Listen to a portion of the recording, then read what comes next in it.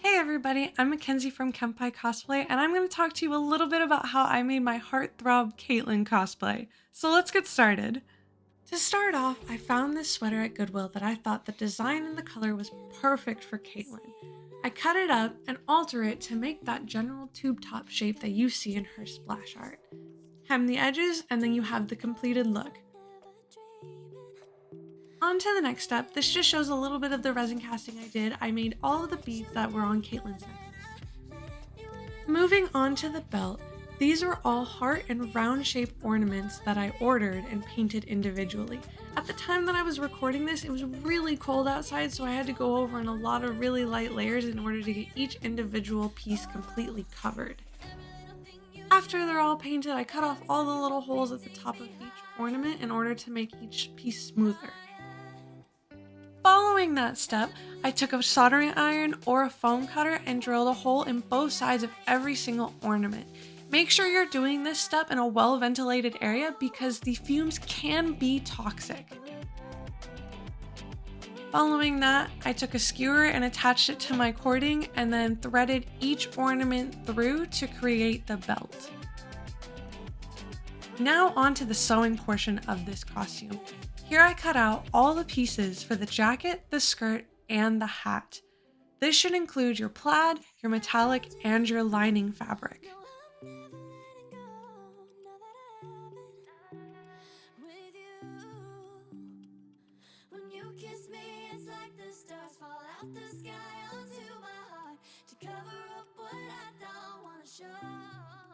I started with the hat because I thought it was the easiest part to work with first. So let's get started on that.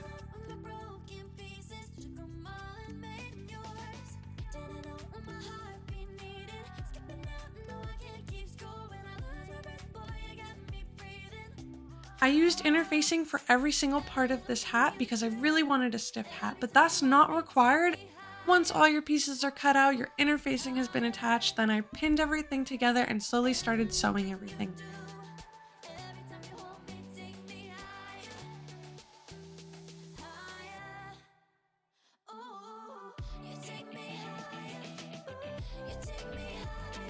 Sew and complete your hat, and then we'll move on to the next portion of this costume.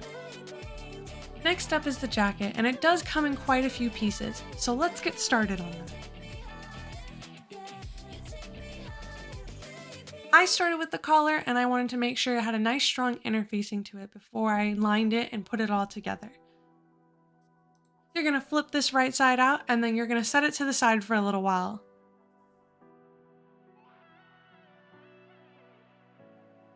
Moving on to the sleeves come in multiple pieces, so you have to be careful on which piece goes to which side.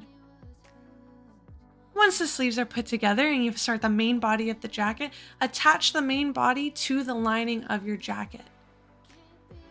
Double check your work as you go and make sure that you are happy with the sizing and the fit of everything.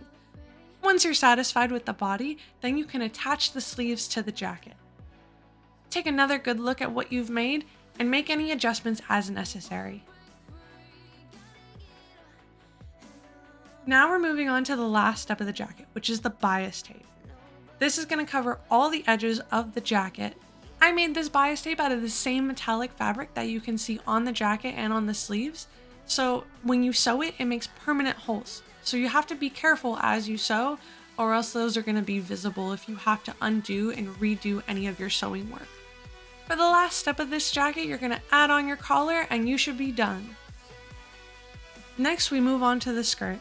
Sew your metallic and your plaid pieces together for the waistband and the skirt. You're going to pleat the entire length of the skirt. I covered my skirt in 1-inch box pleats.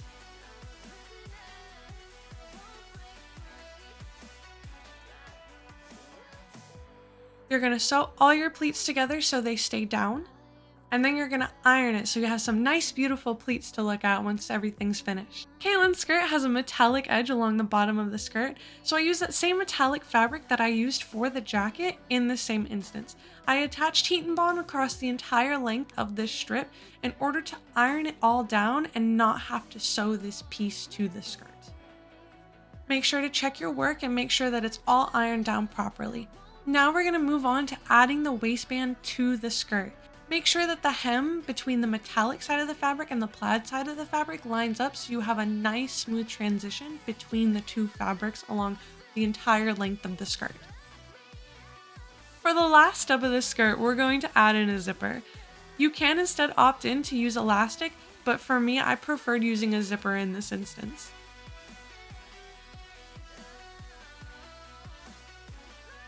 Now we're going to get back to a little bit of crafting. This is the thigh piece that sits on Caitlyn's socks. They're made out of EVA foam, 2mm EVA foam, and 10mm triangle bevel dowels. We're going to carefully cut out each individual piece, glue them all together to make that heart shape, and then glue them to the flat heart shape piece. Then you're going to put together the individual bevels to make the wraparound piece for the thigh to hold that on your leg. Glue all the pieces together and soon you'll be ready to paint.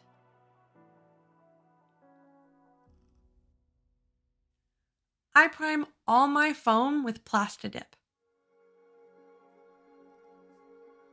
I use spray paint for this paint, but you can opt in for a more flexible paint. I use pink and white for the two colors.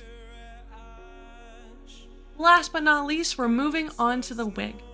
I chose a simple wig from Amazon because I really loved the color that I found. You're going to start by sectioning out each individual piece of the wig. This will include the bangs as well as the braids that sit in the back of her hair.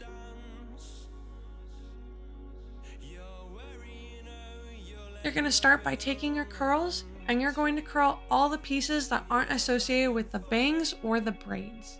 Put them up in clips.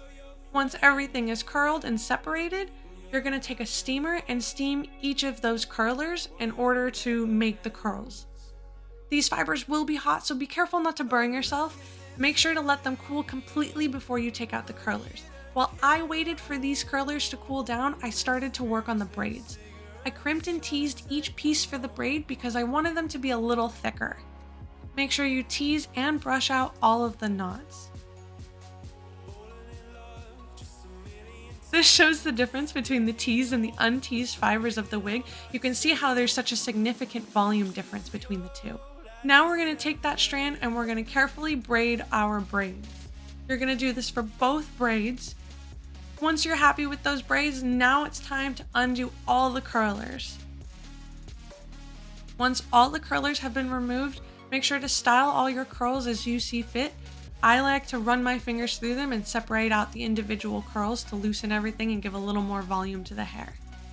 Now we're moving on to the bangs. I crimp and tease every section of the bangs. I start from bottom to top and work my way up in order to go through each layer individually. I use Got2b glue spray and a hairdryer in order to spray and set my wig into the style that I like. Again, work your way from bottom to top and work through each individual layer. Style to your preference.